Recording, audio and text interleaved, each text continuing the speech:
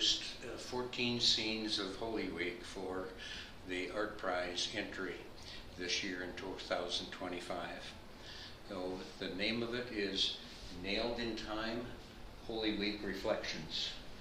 And I would just like to review for you what I've done with those 14 scenes. The first one is Jesus abandoned by his disciples who keep falling asleep while he's praying for the events that are going to happen to him this week. Scene number 2 is betrayed, because Judas decided that for 30 pieces of silver it was worth his while to be able to tell the soldiers that came and arrested Jesus. Jesus was taken to the Sanhedrin and was condemned by the religious leaders. Eventually they asked Jesus to state his case. Is he really the Son of God? And after he did, the leaders didn't want to hear anymore. They're plugging their ears. They said, our minds are made up. He's guilty.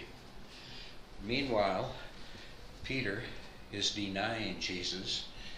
There are biblical instances of 3 different times people have asked or pointed out he's one of the disciples. He knows Jesus. But each time he says, no, no, no. 3 lies. The lies get a little bit bigger each time. Jesus is brought to Pilate to be judged. Pilate knows that Jesus is really innocent. Pilate was told by his wife that Jesus was innocent, but as he is listening to the crowd cry, crucify, crucify, with elements of torture that they brought, he has to make a decision to release Barabbas and keep Jesus bound. Pilate is washing his hands because he thinks that's one way that he will not end up with a guilty conscience. Now the crown was one of the items of torture, and this one happens to be constructed out of 10 human forms, and their forearms are left like thorns. 10 human forms connected, because that would represent the reason for Jesus dying on the cross for humanity. Jesus is burdened by the weight of the cross as he carries it for his own crucifixion.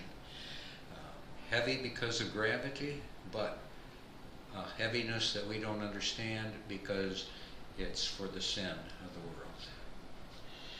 Jesus fatigues, and he gets helped by Simon to carry the cross, and Jesus is still led along by those that are taking care of bringing him to the crucifixion.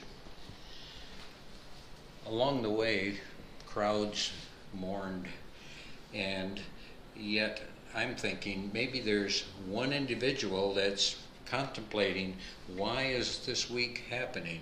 And maybe remembering Luke 15, where this story is of the prodigal son and the lost sheep and the lost coin. Jesus is crucified on the cross. A sign says, the King of the Jews. And that scene really, I say, is graceful. F-U-L-L instead of F-U-L. As he was on the cross during the crucifixion, there were conversations that happened among the 2 thieves and Jesus, and one of the thieves requested that Jesus remember him in paradise. Jesus, sensing that he had changed his mind about his belief and his faith, says, truly I say to you, today you will be with me in paradise.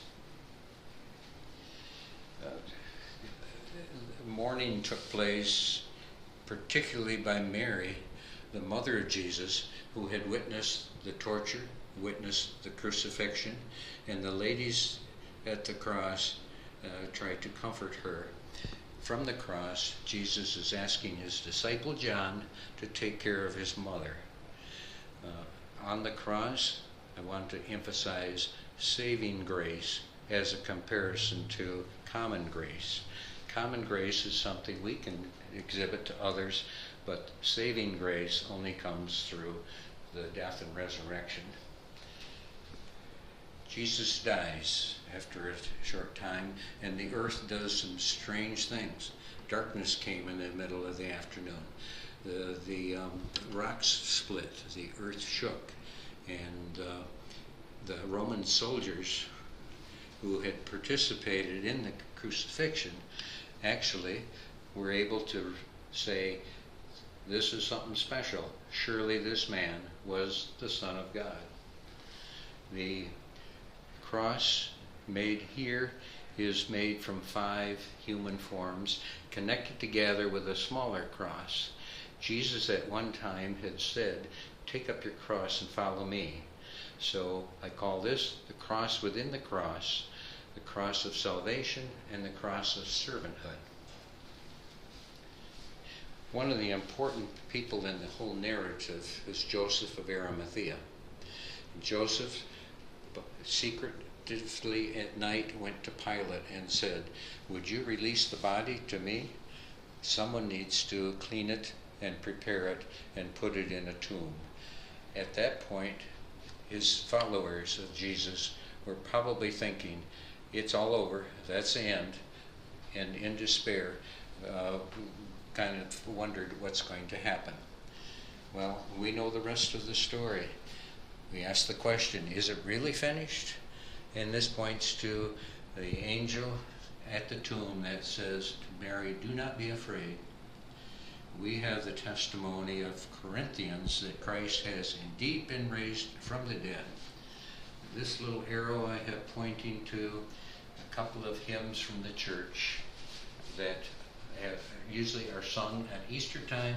Christ arose and Christ the Lord is risen today.